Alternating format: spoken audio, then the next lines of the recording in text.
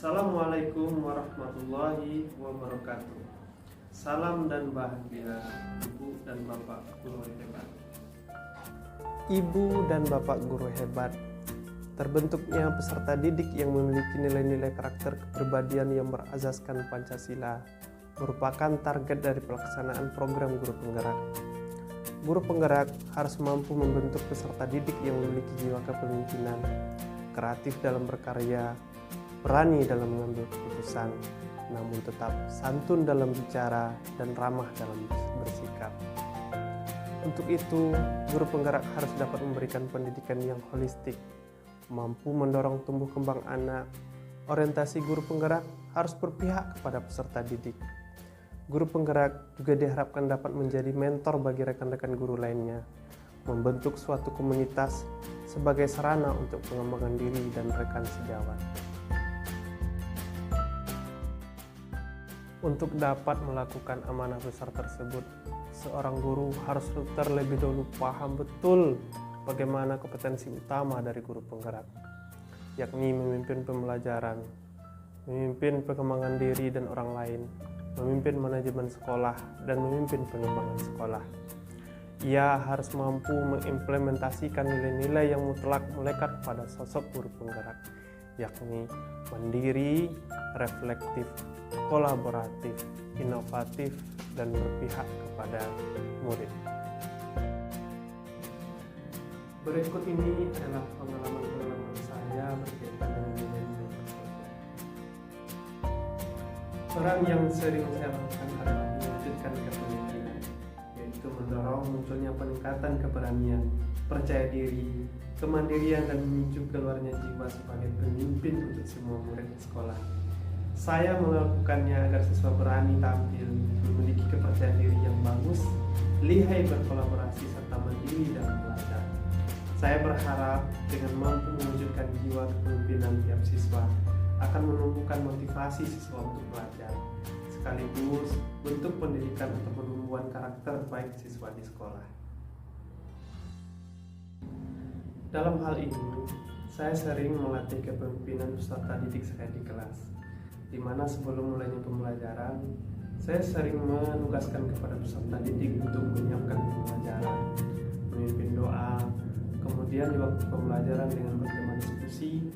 Maka setelah diskusi selesai, saya menugaskan kepada peserta didik untuk tampil di depan kelas untuk mempresentasikan hasil diskusinya.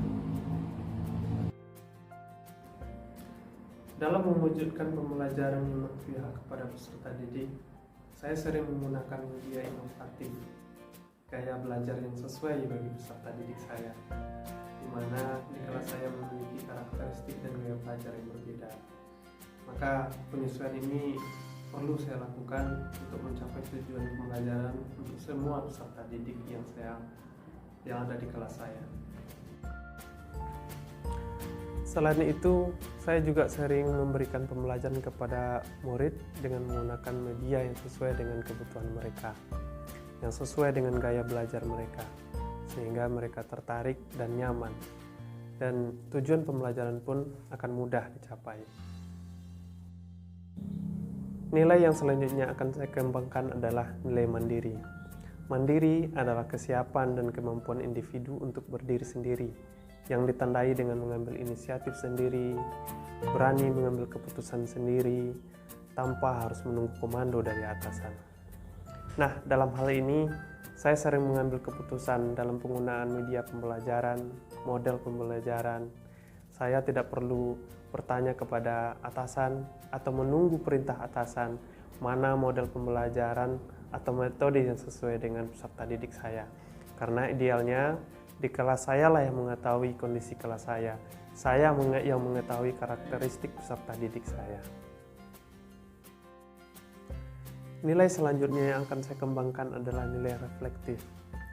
Reflektif merupakan suatu kemampuan untuk menghubungkan pengetahuan yang diperolehnya dengan pengetahuan sebelumnya, sehingga diperolehlah suatu kesimpulan untuk menyelesaikan permasalahan yang baru.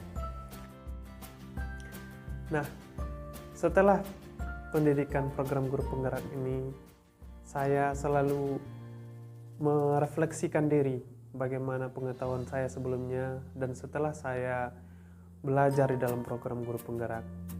Saya banyak mempraktekkan ilmu yang saya dapatkan di dalam program Guru Penggerak, di antaranya bagaimana cara mengajar dengan berpihak kepada peserta didik, bagaimana cara memenuhi kebutuhan gaya belajar semua peserta didik saya.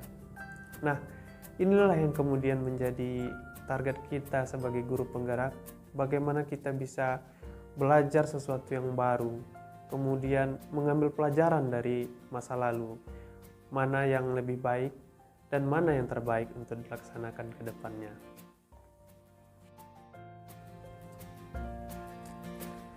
Dalam hal ini, saya memiliki pengalaman menarik, di mana sebelum saya belajar dalam program Guru Penggerak, saya sangat monoton dalam mengajar. Saya hanya menggunakan media pembelajaran yang sesuai dengan satu gaya belajar saja. Dan hasilnya, ya, anak-anak cepat bosan. Nah, setelah program Guru Penggerak ini, saya belajar. Saya mengetahui bagaimana kebutuhan anak itu sebenarnya di dalam belajar. Saya kemudian merubah cara pembelajaran. Saya menggunakan media pembelajaran yang sesuai dengan semua karakteristik peserta didik saya, sehingga mereka semangat dan alhamdulillah tujuan pembelajaran pun lebih mudah untuk dicapai. Nilai selanjutnya yang akan saya kembangkan adalah nilai kolaborasi. Kolaborasi adalah kerjasama, merupakan suatu sikap saling ketergantungan secara positif antara diri kita dengan rekan guru lainnya. Kolaborasi dibarengi dengan tanggung jawab setiap individu untuk bekerja sama, untuk terampil dalam berkomunikasi secara interpersonal. Nah, dalam hal ini saya memiliki pengalaman unik, di mana saya pernah mendapatkan seorang peserta didik yang mengalami gangguan pemusatan perhatian dan hiperaktif. Nah, sebagai guru baru, tentu saya bingung untuk mengatasi anak ADHD ini. Saya kemudian pergi ke guru senior untuk bertanya bagaimana cara mengatasi atau memberikan pelayanan yang tepat untuk anak ADHD ini. Nah, guru senior tersebut sangat terbuka. Dia kemudian mengajarkan saya bagaimana cara mengatasi yang tepat.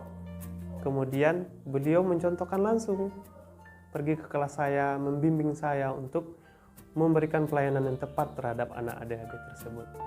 Nah, itulah kemudian menjadi wujud dari kolaborasi saya di sekolah. Nilai selanjutnya yang akan saya kembangkan adalah nilai inovatif. Inovatif adalah kreatif, memiliki ide baru, bisa mengadaptasi sebuah produk yang sudah ada dan memodifikasinya.